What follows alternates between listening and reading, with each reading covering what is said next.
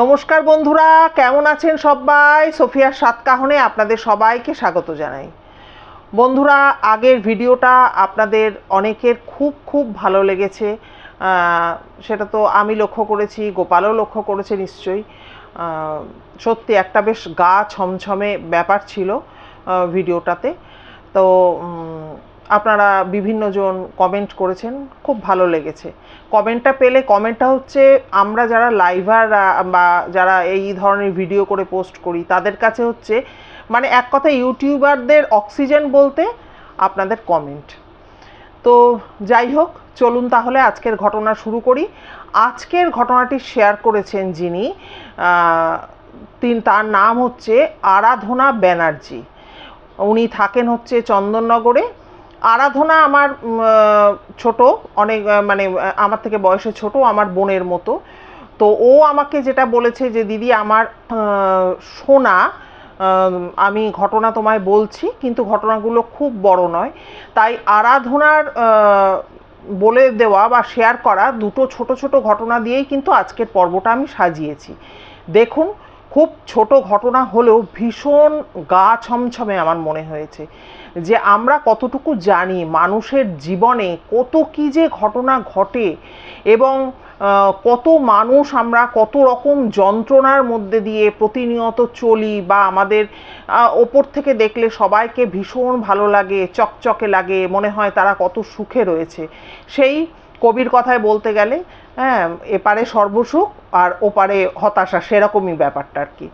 নদীর এপার কহে ছাড়িয়া নিঃশ্বাস, সেরকমই ব্যাপারটা। তা আমরা যারা আর কি প্রতিনিয়ত এত দুঃখ যন্ত্রণা পাই জীবনের কাছ থেকে, কারণ জীবন তো কারো একভাবে চলে না, কখনো জীবনের উত্থান আছে, কখনো জীবনের পতন আছে। কাজেই এই অবস্থায় যদি ধরুন কেউ খুন হয়ে যান, বা কারো মার্ডারটাই তো খুন, মার্ডার হয়ে যায়, বা হয়তো ধরুন কারো অ্যাক্সিডেন্ট হয়ে যায়, হ্যাঁ, তা সেই ক্ষেত্রে যে একটা তার না পাওয়া কত কিছু যে রয়ে গেল, তার থেকেই কারো ফিরে আসা কিনা কে বলতে পারে। তা চলুন আজকে আরাধনা ব্যানার্জির প্রথম ঘটনাটা শুরু করি। আরাধনার মামার বাড়ি হচ্ছে বর্ধমান ডিস্ট্রিক্টের, আপনারা অনেকেই হয়তো নামটা শুনে থাকবেন এবং পরিচিত নাম অম্বিকা কালনায়। আশা করছি প্রত্যেকেই জানেন অম্বিকা কালনা একটা স্টেশন আছে, বড় স্টেশন। তা অম্বিকা কালনায় ওর হচ্ছে আরাধনার মামার বাড়ি। তা বাড়িটার একটু প্রথমে বর্ণনা দিয়ে দিই। বাড়িটা হচ্ছে রাস্তার ওপরে বাড়ি। বাড়িতে মেন গেটের দুপাশে দুটো দেবদারু গাছ আছে, আর চতুর্দিকটা গাছের পাঁচিল দেওয়া আছে। মানে বুঝতে পারছেন তো, অনেক সময় অনেক জায়গায় দেখবেন লতানো গাছ বা কিছু দিয়ে পাঁচিলের মতো করা থাকে, সেরকম আছে। এবার বাড়ির মধ্যে ঢুকতে একটা বড় উঠোন আছে। উঠানটাকে পার করে 5-6টা সিঁড়ি উঠলে পর তবে গিয়ে হচ্ছে একটা মেন ঘর আর কি, যেটা মেন একটা বড় ঘর, এবং তার পাশ দিয়ে যাওয়া যায় আরেকটি ঘরে। সেই ঘরটাও কিন্তু বিশাল বড় ঘর একটি। এবারে এই যে মেন গেটটা দিয়ে যে ঢুকলাম, বা ঢোকার পর ডান দিকে কিন্তু ওই মেন গেটের ডান দিক দিয়ে গেলে পর আবার একটি গেট আছে, যে গেটটি দিয়েও কিন্তু বাড়ির বাইরে বেরোনো যায় এবং একটা গলিপথকে কানেক্ট করছে ওই গেটটি। হ্যাঁ, তা যাই হোক, এইরকম হচ্ছে বাড়ির পরিস্থিতি। বাড়িটার বর্ণনাটা দিয়ে দিলে, এবং বাড়িটার বর্ণনা দেওয়াটা খুবই গুরুত্বপূর্ণ এই ঘটনাটার ক্ষেত্রে। তো ওই বাড়িটিতে ওর তো দিদিমা, আরাধনার তো দিদিমা থাকতেন, এবং ওটাই ওর মামার বাড়ি ছিল। এবারে বললামই তো, মেন গেট দিয়ে ঢুকে 5-6টা সিঁড়ি দিয়ে উঠলে ঘর, তার পাশে একটা দরজা ছিল, ঘরটির পাশে একটি দরজা ছিল, সেই দরজাটা দিয়ে গেলে আরেকটি ঘর, এবং সেখান দিয়ে বেরোলে পর আবার কিন্তু বারান্দা, উঠান, তারপরে কুয়োতলা, এই সমস্ত ছিল। এবং ওইখানে বাড়ির ভিতর দিকটায় ছিল হচ্ছে আরাধনার ছোট মামা এবং মামিমার ঘর। আর এই যে দুটি ঘর বললাম তার মধ্যে যে মানে গেট থেকে ওঠার পর মানে সিঁড়ি ভেঙে ওঠার পর যে ঘরটি, সেই ঘরটির পাশ দিয়ে দিয়ে যে দরজা দিয়ে আরেকটি ঘরে পড়া যায়, সেই ঘরটি বিশাল বড় ছিল।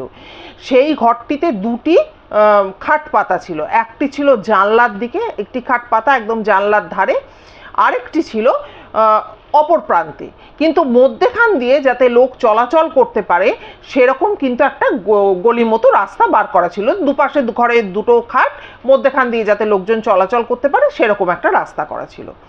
এবারে একদিন কি হয়েছে, ওই তার আগে বলি, ওই বাড়িটিতে কিন্তু বললাম ছোট মামা থাকতো আরাধনার, এবং মামিমা থাকতেন, আর হচ্ছে মামা থাকতেন, আর দিদিমা থাকতেন, আর ওর বড় মাসি থাকতেন।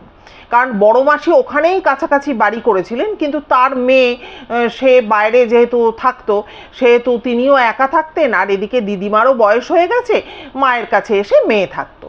তা এইভাবে তো পুরো ব্যাপারটা চলছিল। তো একদিন ওই যে গেট থেকে, মেন গেট থেকে ঢুকে উঠোনটা পেরিয়ে গিয়ে 5-6টা সিঁড়ি দিয়ে উঠে ওই যে ঘরটা, একটা ঘর পড়ছে, ওই ঘরের ওই ইয়ের কাছে মানে চৌকাঠের কাছে দিদিমা বসেছিলেন।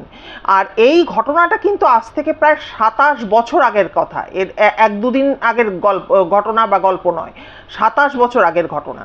তা ওই সিঁড়ি দিয়ে উঠে ওই ঘরের চৌকাঠের কাছে, দরজার চৌকাঠের কাছে দিদিমা বসেছিলেন বিকেলবেলা। এবার তখন গোধূলি সময়টা যেটা আমরা বলি, যে আস্তে আস্তে সন্ধ্যের দিকে এগোচ্ছে সময়, আধো আলো আধো অন্ধকার এরকম সময়, তার দিদিমা আর বড় মাসি কিন্তু গেছিলেন একটু দরকারে, কাছে একজনের বাড়িতে গিয়েছিলেন, আরাধনার বড় মাসি একজনের বাড়ি গিয়েছিলেন। আর মামা কিন্তু ওই যে বললাম জোড়া খাট পাতা যে ঘরটা আছে ওই ঘরে ওনার খাটে উনি ঘুমাচ্ছিলেন। তা দিদিমা ওখানে বসে থাকতে থাকতে, না সন্ধে হচ্ছে, যাই সন্ধে দিতে হবে, আলো জ্বালতে হবে, এরকম বলে উনি মনে করে উনি উঠে নিয়ে ওই যে ঘরটা চৌকাঠে বসেছিলেন তার পাশ দিয়েই তো বলেছি দরজা, আরেকটা ঘরে যাওয়া যায়, ওই দরজাটা দিয়ে উনি ঘরের ভেতরে ঢুকেছেন। ঢুকে উনি দেখেন যে মানে ওনার ছেলে, যেটা আরাধনার মামা বলছি, ওই মামার পায়ের কাছে একটি অবয়ব বসে আছে। তা এই অবয়বকে বসে থাকতে দেখে তখন আর কি বললাম তো, ঘরে আলো জ্বালা হয়নি, আধো আলো আধো অন্ধকার ঘরটা রয়েছে, আর মামার পায়ের কাছে ওই মহিলাটি ওখানে বসে আছে। তা দিদিমা ওটা দেখে বলছে, কিরে কল্যাণী, তুই কখন এলি? মানে আরাধনার বড় মাসির নাম হচ্ছে কল্যাণী। বলছে কিরে কল্যাণী, তুই কখন এলি? তো উনি ভদ্রমহিলা না কোনো সাড়া শব্দ কিচ্ছু করছেন না। তাই এটা দেখে দিদিমা 2-3 বার করে ডেকেছেন এবং মনে মনে ভাবছে, আসলে তো মেন গেট দিয়ে আসলে, আমি তো ওখানেই বসেছিলাম, আমি দেখতে পেলাম না কেন? তারপরে উনি ভাবছেন কি জানি, হয়তো ওই ডান দিকে, মানে বললাম মেন দরজা দিয়ে ঢুকে ডান দিক দিয়ে একটু এগোলে পর ওদিক দিয়েও একটা গেট আছে, হয়তো কল্যাণী ওদিক দিয়ে এসছে। তারপরে ভাবছেন কি জানি বয়স হয়েছে। তো উনি সমানে বলছেন, এই কল্যাণী তুই কখন এলি? আমি তো তোকে দেখতে পেলাম না, আমি তো ওখানেই বসেছিলাম। ভদ্রমহিলা কোনো সাড়া শব্দ কিচ্ছু করছে না, অথচ রোগা পাতলা চেহারা, মানে ওনার বড় মেয়ের যেরকম চেহারা, বড় মাসি যেহেতু আরাধনার, এবং মাথায় একটা ছোট্ট খোঁপা, এবং সব থেকে বড় ব্যাপার যেটা, ওর মানে ওনার বড় মেয়ের মানে আরাধনার বড় মাসিরই কিন্তু একটা কাপড় পরা উনি দেখছেন।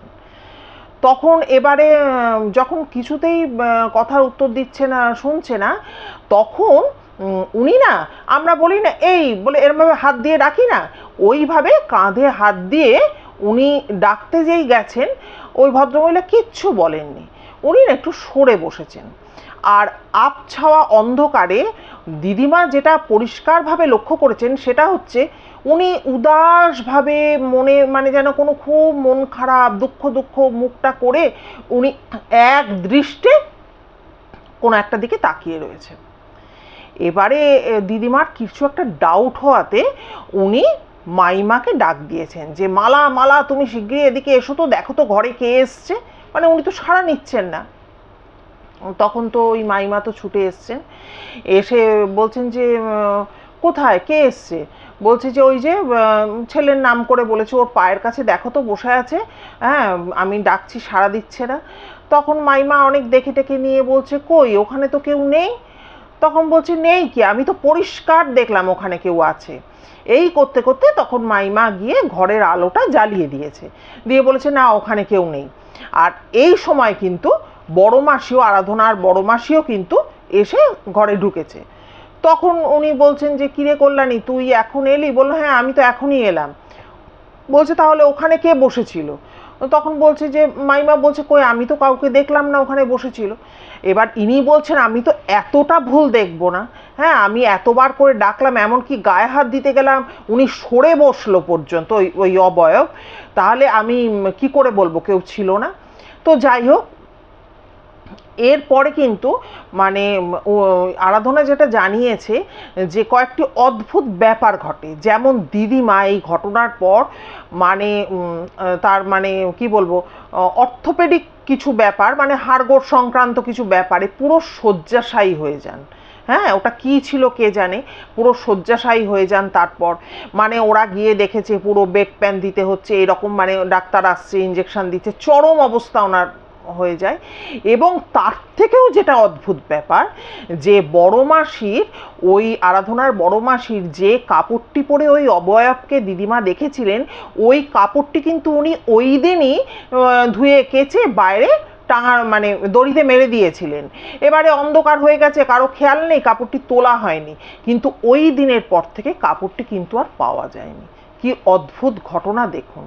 তাই বললাম যে মানুষের কত রকম আশা থাকে, আকাঙ্ক্ষা থাকে, যে অনেক মনে দুঃখ থাকে, সেই কারণেই বোধহয় এই স্পিরিটগুলো এইভাবে ফিরে ফিরে আসে। কে ছিলেন ওদিন আধো আলো আধো অন্ধকারে, এবং কেন তিনি এসে ওই নমামার পায়ের কাছে বসেছিলেন, সেটা তো ঈশ্বরই জানেন। তো আজকের প্রথম ঘটনাটা আপনাদের কেমন লাগলো? অবশ্যই কিন্তু আরাধনা ব্যানার্জিকে আমার এক্সটেন্ডেড ফ্যামিলির একজন তিনি মেম্বার, এবং প্রথম যেহেতু ঘটনা শেয়ার করলেন, অবশ্যই কিন্তু আপনাদের হিউজ কমেন্ট আশা করছি। তাহলে চলুন পরবর্তী ঘটনার দিকে যাই। এবারে যে ঘটনাটা বলছি, ঘটনাটা আরাধনা ব্যানার্জি চন্দননগর থেকে উনিই শেয়ার করেছেন। ঘটনাটি খড়গপুর মানে খড়গপুরের একজন গার্ডের ঘটনা। অবশ্যই স্বাভাবিকভাবে আমি নাম নিতে পারছি না। তা এই গার্ডদের চাকরির শুরুতে কি করতে হয়, ওই আপনার গুডসের গার্ড হয়ে ঢুকতে হয়, অর্থাৎ মালগাড়ির গার্ড হয়ে তারা ঢোকেন। এবং তাদের এই কর্মজীবন যে কি ভয়ানক কষ্টকর এবং বিপজ্জনক, সে যে না জানে সে বুঝবে না। যেমন হচ্ছে কি, সেই জায়গাটায় ট্রেনের একদম শেষে তো এরা পড়ে থাকে, জানেন, বুঝতেই পারছেন। এখানে না থাকে একটু জল বা ইলেকট্রিসিটি, কিছুই থাকে না। যদিও এখন সময় পাল্টেছে, এখনকার কথা বলতে পারবো না। তা তারা এই প্রচণ্ড গরমের সময় হয়তো যাচ্ছে, বুঝতে পারছেন তো, তখন হয়তো নিজেরা ওনারা জল টল ক্যারি করেন। যাই হোক, তা ওনার জীবনের একটা ঘটনা বলছি। তখন উনি হলদিয়া থেকে পাঁশকুড়া যাচ্ছেন ট্রেন নিয়ে। তখন বাজে রাত্রি 1:30 থেকে 2টো। হঠাৎ কি বলবো, আউটারে সিগন্যাল না থাকায় তমলুক থেকে পাঁশকুড়ার মাঝে একটি স্টেশন পড়ে, যার নাম হচ্ছে রাজগোদা, আমি যদি খুব ভুল না করি। এই রাজগোদা স্টেশনে ওই তো বললাম সিগন্যাল ছিল না, ট্রেনটি দাঁড়িয়ে যায়। এবারে যখন এই ট্রেনটি দাঁড়িয়ে যায়, তখন উনি একটা মোমবাতি হোক বা কোনো রকম বাতি জ্বালিয়ে কিছু একটা লিখছিলেন ভেতরে বসে বসে। এবারে সেদিনকে ওইটা লেখা কমপ্লিট হয়ে যাওয়ার পর উনি ওই ব্রেক ভ্যানে এসে দাঁড়ান। তখন প্রচণ্ড বাইরে হাওয়া টাওয়া দিচ্ছে, উনি দাঁড়িয়ে দাঁড়িয়ে একটা সিগারেট খাচ্ছেন। খেতে খেতে আচমকা উনি একটা হিন্দিতে একজন বয়স্ক মহিলার গলা পান, এবং তিনি জানতে চান বাবা কটা বাজে এখন, এটা উনি জানতে মানে ওনার কানে আসে। তা এটা শোনার পর ওনার হাতে টর্চ ছিল, উনি সাথে সাথে নিজের ঘড়িতে টর্চটা মেরে টাইমটা দেখেই তারপরেই ওনার সম্বিত ফিরে আসে যে আরে এখন এই ভদ্রমহিলা, বয়স্ক ভদ্রমহিলা কোথা থেকে আসলেন, বা এখন কে আমার কাছে টাইম জানতে চাইছে। উনি ওই ব্রেক ভ্যানের থেকে এধারে গিয়ে ওধারে গিয়ে টর্চ মেরে মেরে পুরো পটরি মানে লাইনের ওপর দেখতে থাকেন, এবং এতটাই স্পষ্ট ছিল আওয়াজটা, উনি ব্রেক ভ্যান থেকে রীতিমতো নেমে পড়ে রেল লাইনের তলায় ফলায় মানে গাড়িটার তলায় টলায় টর্চ ধার দিয়ে মারতে থাকেন যে কেউ এখানে আছে কিনা, কে জানতে চাইলো। তারপর তো কাউকে দেখতে না পেয়ে উনি তো ওপরে এসে দাঁড়ান, এবং তখন দেখেন দূর থেকে দুজন রেলওয়ে স্টাফ কিছু লেখালেখি করার জন্য খাতা নিয়ে ওনার কাছে আসছে, এবং তারাও কিন্তু রীতিমতো প্রায় ধরতে গেলে কাঁপতে কাঁপতে মানে ভয়ে জড়সড় হয়ে গায়ে গা লাগিয়ে কোনোভাবে এসে শৈশাবুত কিছু করিয়ে নিয়ে ওনারা চলে যান, এবং ওনারা চলে যাওয়ার পরে কিন্তু ট্রেনটা ছেড়ে দেয়। এর বেশ কিছু মানে কিছুদিন বাদের ঘটনা, একবার ওই রাজগোদাতে উনি ট্রেন নিয়ে যাচ্ছেন, তখন দিনের বেলায় ট্রেন নিয়ে যাচ্ছেন, তখন ওখানে ওই স্টেশনে উনি পৌঁছে ওখানে স্টেশন মাস্টারের সাথে নামেন এবং কথাবার্তা হয়। তখন উনি কিন্তু স্টেশন মাস্টারকে একটা কথা জানতে চান যে এখানে কি কোনো কিছু ব্যাপার আছে নাকি, রেল লাইনের ফাইনে বা এই জায়গাটায় কোনো অসুবিধা কিছু আছে কিনা এই জানতে চান। তখন ওই স্টেশন মাস্টার ফট করে একটা প্রশ্ন করেন যে কেন, আপনি কি কোনো বয়স্ক ভদ্রমহিলার কথা বলছেন? তখন উনি বলেন, হ্যাঁ আমি একজন বয়স্ক ভদ্রমহিলার কথাই বলছি, কিন্তু সেই বলে না মৌনং সম্মতির লক্ষণ বলে, তো ভদ্রলোক কিন্তু যখন বলেছে যে আমি তো ওই বয়স্ক মহিলারই কথা বলছি, তখন উনি না চুপ করে থাকেন এবং আস্তে আস্তে ধীরে ধীরে কিন্তু ব্যাপারটা পুরো এড়িয়ে যান। তখন এই ভদ্রলোক তিনিও কিন্তু আর জোরাজোরি করেন না, এবং ইনিও কিন্তু কিছু আর জানতে চান না। পরে কিন্তু উনি কোথাও থেকে শুনেছিলেন যে ওখানে সাধারণত ওই রাজগোদা স্টেশন আসার আগে কিন্তু সাধারণত সিগন্যালটা চটপট দিয়ে দেওয়া হয়, যাতে ওখানে ট্রেনটা ডিটেন না করে, ওখানে দাঁড়িয়ে না থাকে, চটপট কিন্তু সিগন্যালটা দিয়ে দেওয়া হয়। কিন্তু সেদিন হয়তো কোনো কারণবশত ওখানে ওই ঘটনাটা ঘটেছিল এবং ও ট্রেনটা দাঁড়িয়ে গেছিলো। এবং কেন দিয়ে দেওয়া হয়, কারণ হচ্ছে অনেকেই কিন্তু ওই বৃদ্ধ যে ভদ্রমহিলাকে দেখেছেন বা তার কণ্ঠস্বর শুনতে পেয়েছেন, এরকম কিন্তু প্রচুর নজির আছে, যে কারণে কিন্তু ওখানে চটপট সিগন্যালটা দিয়ে দেওয়া হয় যাতে ট্রেন স্মুথলি গিয়ে স্টেশনে দাঁড়ায়। তাহলে বন্ধুরা, আজকের এই পর্বটা একদম ছোট্টর মধ্যে দুটো খুব ভয়ঙ্কর ঘটনা শোনালাম আপনাদের। অবশ্যই কিন্তু আপনারা কমেন্ট করবেন আজকের ঘটনা কেমন লাগলো। অনুরাধা তাহলে খুবই খুশি হবে। আর আপনাদের একটা কথা বলি যে দেখুন, উনি যেভাবে আমাকে ঘটনাগুলো দিলেন, যে দেখুন সবাই তো ক্যামেরার সামনে এসে স্বাচ্ছন্দ্য বোধ করে না। অনেক ঘটনা তো আমি বলেছি, আপনারা যদি স্ক্রল করে শোনেন বা দেখেন তাহলে কিন্তু দেখতে পাবেন প্রচুর ঘটনা রয়েছে। আজকে আমি 108তম ভিডিও বানিয়ে আমি আজকে পোস্ট করব। তা আপনারা অনেক ভালো ভালো ঘটনা সেখানে পাবেন, এবং দেখবেন কোনো ঘটনার সাথে না কোনো ঘটনার সাথে আপনার পরিচিতর কোনো মুখে হয়তো শোনা বা আপনার সাথে ঘটা কোনো ঘটনার মিল পেতে পারেন।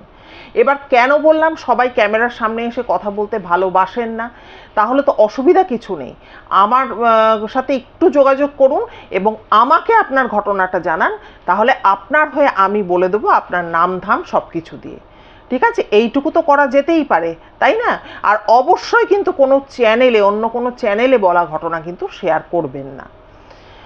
তাহলে আর কি বলবো, পুরনো বন্ধুদেরকে বলছি, পারলে যদি ভালো লাগে ভিডিওগুলো একটু ফ্রেন্ডস ফ্যামিলির মধ্যে শেয়ার করবেন। নতুন বন্ধুদেরও একই কথা বলা।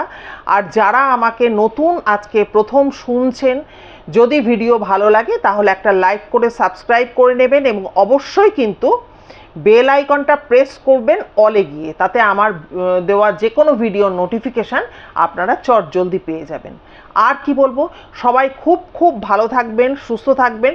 দেখা হচ্ছে তাহলে পরবর্তী ভিডিওতে।